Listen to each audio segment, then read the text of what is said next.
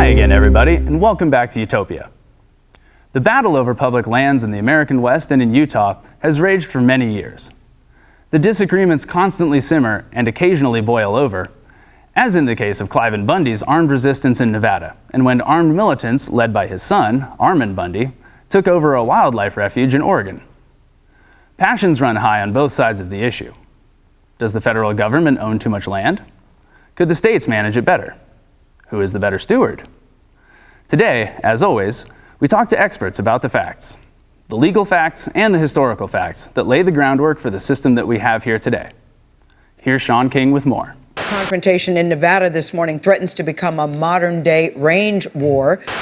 You're grazing your cows on public land.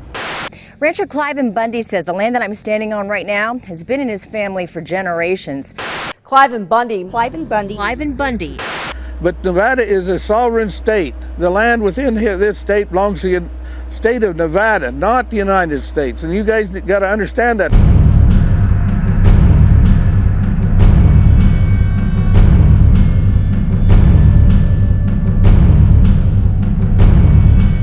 Grazing cattle on public lands without a permit, on its surface, doesn't seem like it should garner national headlines. However, on March 27, 2014, a Nevada rancher named Cliven Bundy received much more than 15 minutes of fame when he confronted government employees on the federal land near his home in Bunkerville, Nevada. Bundy had refused to pay his grazing fees. His cows were on federal land, and he was refusing to pay the fees that are the very minimal that you have to pay to have your cows out on federal public land, and had for a number of years, and wasn't following orders from federal courts. Cliven Bundy blocked the federal officers from moving his cattle. His illegal obstruction immediately escalated when dozens of militants armed with assault rifles and handguns descended upon the scene in a show of force, pressuring government employees to back down. Fortunately, no blood was shed. 2 years later, in 2016, protesting control of federal lands, in this case, the Malheur National Wildlife Refuge in Oregon, another armed militia stormed the refuge headquarters. For 41 days, people watched their televisions and checked their news feeds to learn if and how the occupation would end. In this case, blood was shed. I think the Bundy standoff is just, it's a microcosm of what we see around the West and have seen for generations, that you have a local landowner, local individual who doesn't accept the fact that these are federal lands and that the federal government has a legitimate claim and is the legitimate owner. I think there has been simmering discontent in the West with the United States and the idea of absentee landowners and federal officials in Washington, D.C. trying to tell local and state officials and individuals how to manage these federal lands. So that's a part of the problem, I think, and that spans back for hundreds of years. In Utah, 64% of the land is federally owned. There are national parks, national forests, and land managed by the Bureau of Land Management, or BLM. The BLM, which is part of the Department of Interior, manages around 23 million acres in Utah, making the BLM the largest landowner in the state.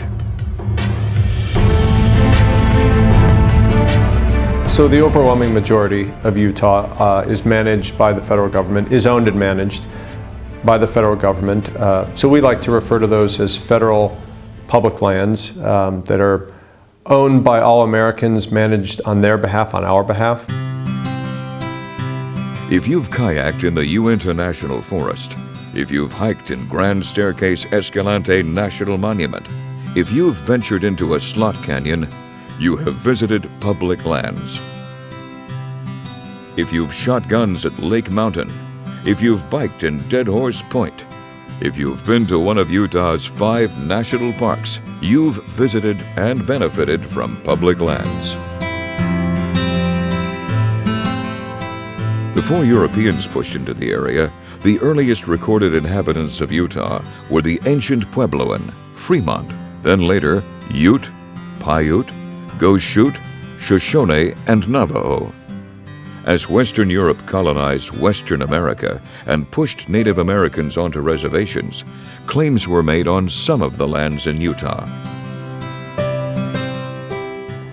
The western states emerged from lands that the federal government acquired through a combination of wars, the U.S.-Mexican War, for example, purchases, and treaties.